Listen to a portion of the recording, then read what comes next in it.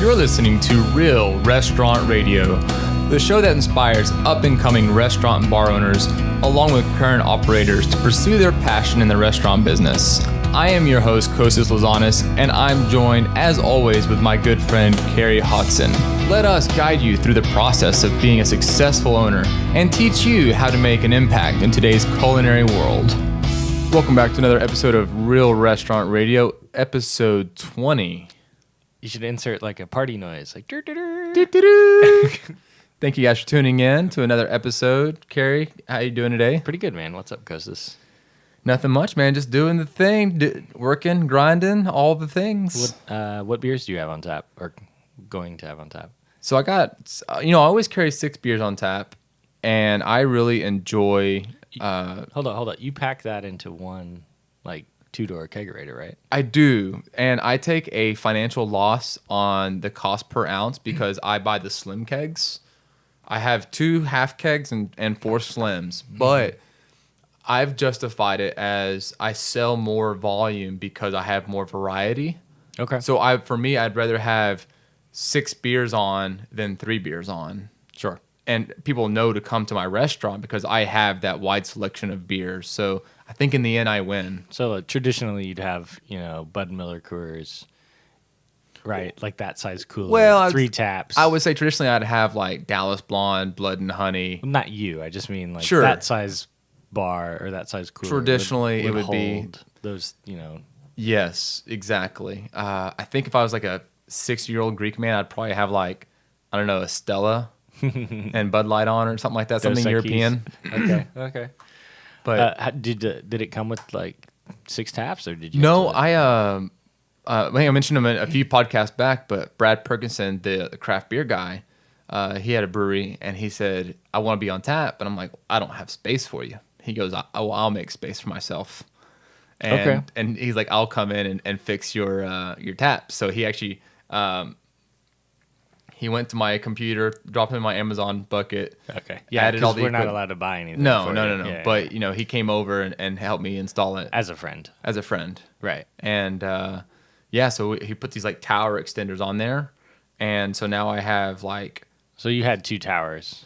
I had 2 towers, and one tower had 2 spigots, and one tower had 1 spigot. Okay. So he drilled another spigot into the second tower, and then he put 2 heads extenders. That split it to 3. That split, yeah. So that now each of them have 3. That's the easiest way to do it, I think. The best way to do it. And So you didn't have to drill any more holes in the refrigerator. No. Yeah. So but you certainly can. The top of the fridge doesn't have any cooling lines in it. So what's your opinion on that mindset of like, hey, let's go ahead and add more variety on there and maybe get some slims, which I guess a lot of people buy slims anyway, even if they have the space, because they just want to keep the beer fresher and stuff like that. I think it's good. It makes sense for your volume. If you're a growler shop and you're selling a lot of beer to go, which you don't because you sell liquor, then they always want the larger format because they need that to be competitive in the price per ounce market. For sure. Do you sell a lot of slims to your distributor? I'd say it's about half and half. Half and half? Yeah, it depends on the beer. If it's like a more expensive barrel-aged beer, like a triple IPA or something, we might do slims only. Something crazy like that. I guess that's better for you too, right? Because you can get a higher markup on that. Yeah, it is actually. Yeah. Because I know it's like almost like if you buy a half, it's like you buy 2 slims, you get a third slim for free. I'd rather sell someone a slim of a really fresh IPA, hazy IPA, because I know they're gonna put it on tap and go through it quickly, and that way, more people get to have it. It's at more places. There's better exposure, and the beer gets served fresher. That's for sure. Goal. Yeah. What are you brewing? What do you got brewing over there? Honey Basil Hefeweizen's about to come back out. Okay, I thought that was a year-round beer for you. No. Nope. No. The honey is that for distribution? Yes. Yeah. We that goes today actually. Oh wow! I guess Travis is there now kegging. So I may have missed that because I just got that other double IPA, the Chubby Unicorn, which sells like crazy. We're gonna send out another batch in a week or so. Okay, I'll have to keep a lookout for that whenever I blow through that Chubby Unicorn. Yeah, you should. It's good. Or we could have 2 tabs. I mean, we could. I mean, why not? Well, what we got to do is have the Real Restaurant Radio logger. That's what we have to have. You know what I'm saying? We can make that work. And we have to design. I'd have to send our logo to like a 3D printer and put that on a tap handle. Like, I think that would be amazing. Yeah, that would be funny. Drink with us and listen to us. The caricatures of us, or okay, like a 3D print out like the Dallas Blonde, how they have that little girl. Yeah. Anyway, you could probably just go on Etsy and find someone who can do that. Who can etch it for you? Yeah, 100%. Weird. Anyways, you never answered. I didn't give you a chance. What's on tap or what's coming up? There's a I've always been on this mission to support just the smallest, newest, localist brewery. And I found this brewery in Tyler, Texas. Yeah. And they're called True Vine Brewing Company. Mm-hmm. I don't know the owners. I like to meet the owners. Do they do wine too, or is that? I don't What's know. True Vine? Do you know the story behind that? I don't know. Okay. I don't know. I don't know the answer to that. I just saw that they had this Mermaids and Unicorn Blonde Ale, and I usually just ask my distributor, hey, do you have any new breweries that you partnered with or anything like that? And they may mention and push that. So it's but there's an ongoing battle because I only have 6 tap handles, and it's like, I always want to carry your beer on tap. And then like there's another brewery called Pedicolis, and they have like this like rare beer that's not in cans or bottles, and like everybody's like demanding that particular beer. And then like you have other beers like a Dallas Blonde that just sells so well, and like you're left with like 1 or 2 tap handles that you're trying to rotate out. Right. And I think we've already vented about this so many times in previous episodes about there's not enough tap space for these new breweries and stuff. I mean, I'm sure if you were building a restaurant now, ground up, as opposed to 5 years ago, you would start with a bar and you'd probably have more tap space, right? I would say 15 tap handles. Wow. Okay. Well, the reason why is because all of my bottles of beers, those would all turn into drafts. So we have 26, but I wish we had 35. You know what I mean? Exactly. You always want more, but well, like for instance, all I would do right now is I would change all of my 6 tap handles into half kegs just to get the price per ounce, which that way I'm not losing on those slims that I'm forced to have. Okay.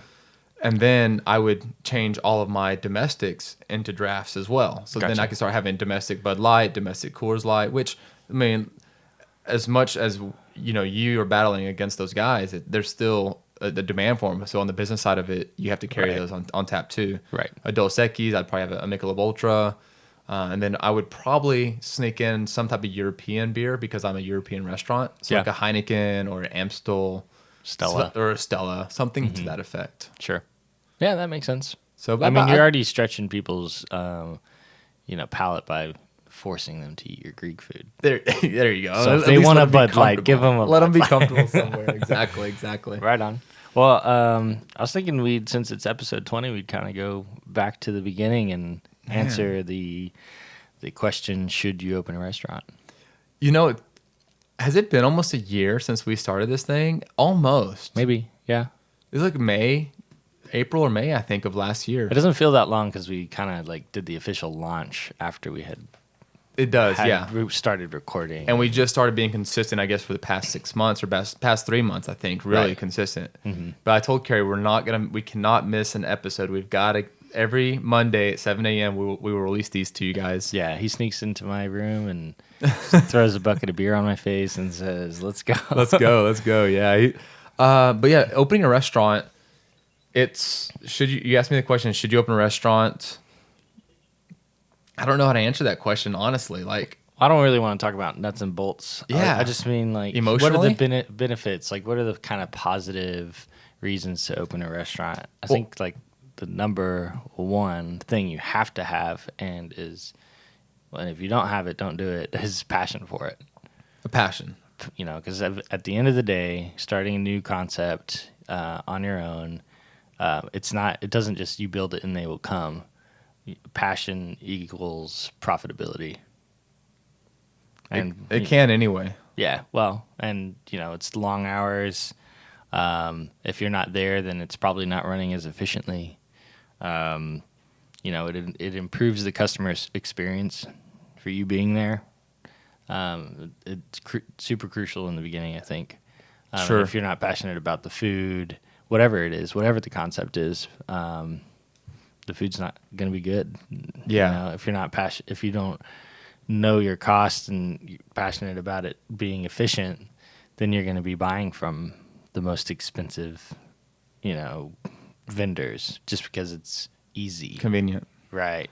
I think you see that a lot with these rock stars and these movie stars and these people who just want to open a restaurant to be glamorous and there's no passion behind it. They just want to be able to tell people they own a restaurant. Right. Well, that's going to cost you money, not make you money. And that's, it's just like, just go out to eat and let somebody else do it. Don't sit there and say, I'm a part owner of this restaurant. Right. And not have your hand in it. Right. I think you see that so many times. I mean, if you're not genuinely interested in learning some of these things, like how to, like I felt satisfaction fixing my ice machine last week, or, I want to know how the food distribution industry is changing, and what goes on through my rep's mind, and like, who are the best musicians and, like categorize what music they play and how much they charge and how consistent they are and how many customers they bring and retain, you know, that kind of stuff. If you're not interested in, or passionate about growing your business and really learning everything about it, then it's probably harder to do. Yeah. And I think I've told you this, and I've told our listeners this so many times. It's like, you got to go work in the restaurant business. And I think you did not work in the restaurant business, but I think looking back, I think right now you can answer that right now and say, hey, if you want to open up your own restaurant, you probably should go work in the restaurant business. Or if you want to brew your own beer, you probably need to go and work at a brewery. Yeah, I think it would be beneficial. I did work in some restaurants, but not while I was thinking about owning a restaurant. And I think I would have picked up on a whole lot more with a different perspective. As when I was waiting a table, I was focused on your tip, making money. Sure. Yeah. As a waiter, not as, I wasn't thinking about how does the restaurant run. I was actually driving home last night and, shamelessly was hungry and went and got, I was like, oh, it's rainy. A cup of chili sounds good. It's midnight. Wendy's is on the way home. And, just kind of, eating my chili thinking, I wonder how this is always so consistent in texture and temperature. Like it never dries out or gets because you think it would evaporate, right? A little bit, like in the heating well or something. I know most of those fast food places are, the food's pre-made and comes frozen in pouches, and they basically put it in a hot water bath and they heat it up and yada yada yada. But it would be, I just kind of wish I had that experience to work at a fast food place for a week, just to see their like how they're able to just like break everything down and streamline everything so well. Yeah, because they've done it thousands of times. Or a pizza place for a week, location. Or maybe I should come work in your kitchen. Yeah, that's what I would say too. If you're opening a restaurant. You want to do wife swap except for restaurant swap? We could, right? We'd have to do a reality show and just like mic us up and be like, I think that would be really funny. Hey, well, why are you not treating the customers? I would watch that show. Yeah, right? Restaurant swap or... Restaurant swap. Because there's all these, bar rescue stuff. But sure. If you just take two random restaurant owners... And switch them out. Because like it's your baby, right? Yeah, 100%. And then you would have like your wife or your staff being like, that's not how we do it. Like, well, I'm running the show today. We're changing it up today. That's not how you do it. Like, I want every person to come in here. All right, Food Network. All right, restaurant swap. You know what? Type up the dialogue of the business plan, and we'll send it out to Food Network. Okay, it'll be fun. It'll be the first episode. There you go. But yeah, just you gotta have a passion for it. Like I love what I do, and if you don't love what you do, this business will chew you up and spit you out, like more than any other business. Right. The low profit margins, the vulnerability, the emotions, if you don't love accounting or if you don't love law, like, and you're still making $100,000 a year, that kind of helps, perpetuate that career for you. It doesn't last forever. But when you're like a restaurant owner and you're making like $60,000 a year or $40,000 a year. I make $1 million a year. $1 million. But when you're not making much money, and you're working long hours. I mean, that's why you see a majority of restaurants are ran by immigrants. I mean, let's just, cut to the chase. It's like long hours, low pay, and I mean, you've got to really be a very hardworking individual and do it for little to no money. It really is. At least at the beginning. Hopefully, it pays off, right? That's the goal, obviously, to get rich or to make a good living for you and your family. But just know that you may not get rich. You're probably not going to get rich. That's probably a pretty accurate statement. Depending on how much money you start with, your location, it's hard. Like, there's only so much that one location can produce an income for you. I do think a lot of people get into it because they think they're going to sell, 100 entrees at lunch and 200 at dinner every day consistently just for opening their doors. Yeah, just no. And then after the first month, they're kind of like scared. And after the first 6 months, they're kind of like, oh, I see some slow growth. And then after the first year, they're burnt out.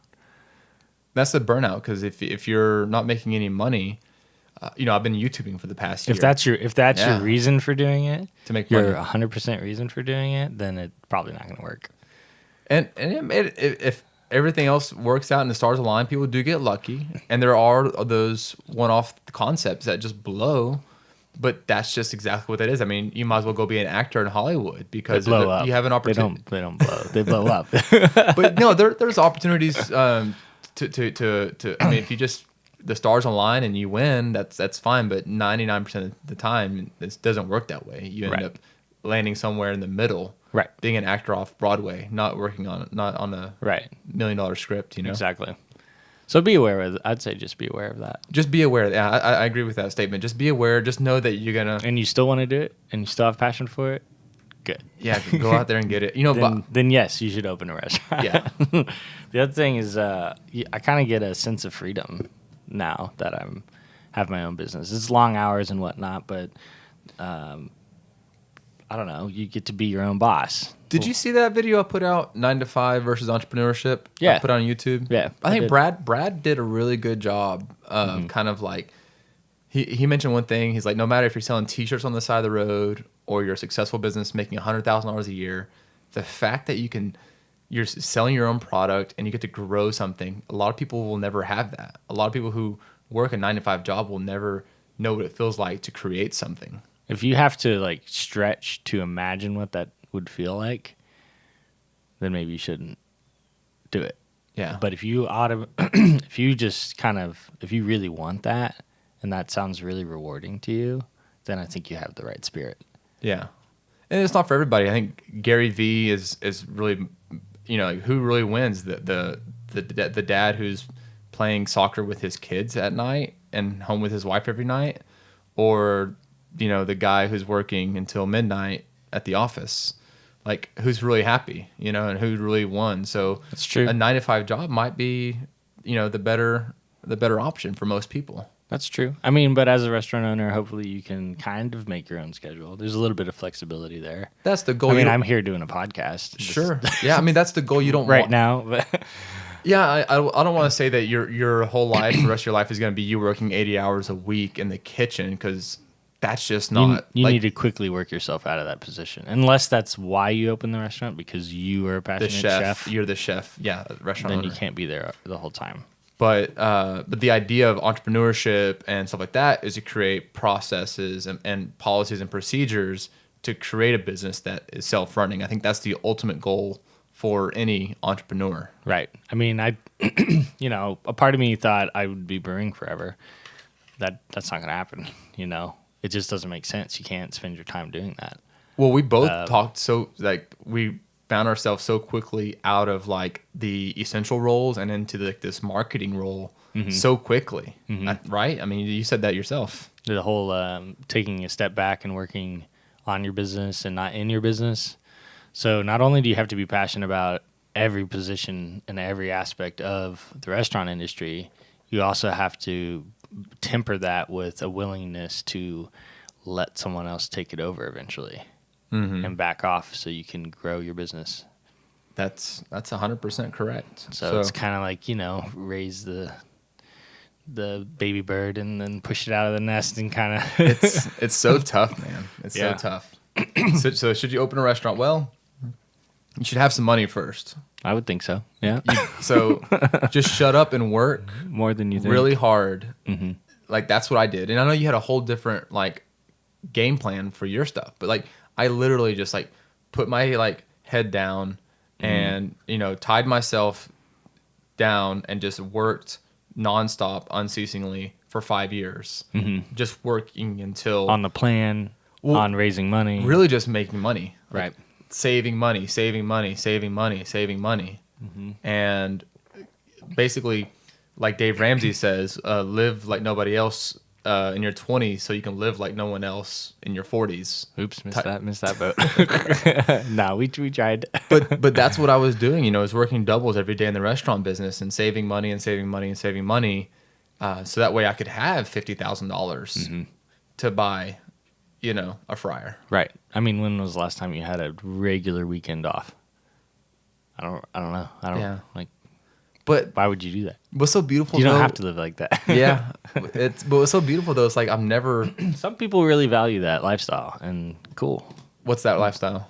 The 9 to 5, Monday through Friday, exactly. Weekends off, holiday pay, yada yada, and that's great. A lot of them are my customers, and that's why we're full on Saturday nights. Exactly. It's a beautiful thing. Mm-hmm. I actually enjoy being off. That's one of the benefits of owning a restaurant. It's like when you're off on Tuesday and Wednesday, you get like VIP treatment everywhere you go. Like I go to the mall and it's like they shut the mall down for me. Right. It's like you're the only one Tuesday there. at 2 p.m. I'm like, oh wow. Right. Or I need to make a dentist appointment when anytime. Yeah, there's a little bit of flexibility. Yeah. In the being your own boss. Exactly. Aspect of it. Also, you get to choose who you work with. You don't get that at a 9 to 5. That is true. Yeah, you really develop the staff around you and pick the mm-hmm. people that you want to work with. And as much as we talk about developing staff and it being difficult and it's like a revolving door, people coming in and out. It can, if you look at it as you get to choose who you work with, as opposed to I have to fill this position or I have to retain this employee, because they're crucial and I don't want to hire someone else. Well, if you look at it in that positive, you get to choose who you work with, then maybe you can make better hiring and firing decisions without being too, emotionally attached to the individuals. Yeah, I agree. I agree with that.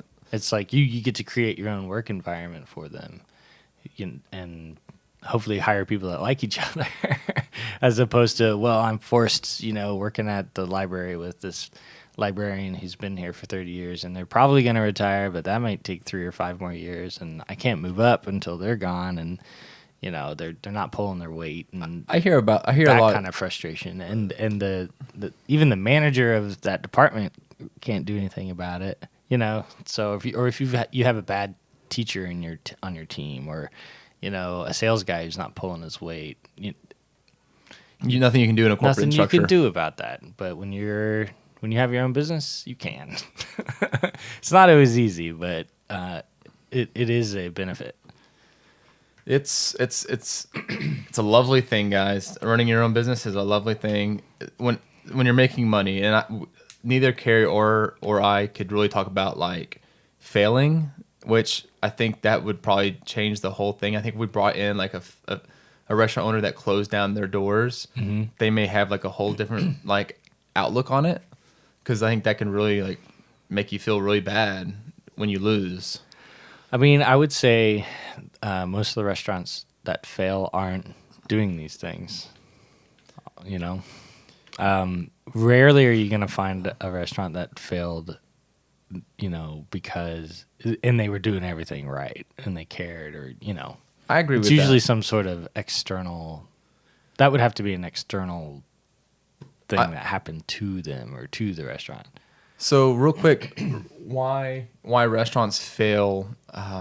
Sometimes it could be like an ownership, a fight with amongst owners. Sure, if you team up with the wrong people. It could be if cash mishandling. We each own 50%, and and you're real passionate and I'm not, and then I kind of check out, and then or just getting into a fight and just being, I'm still on the payroll, and you feel like you're working for me, and it just, you get disenchanted, and then game over. You never had that happen before, have you? No. Okay.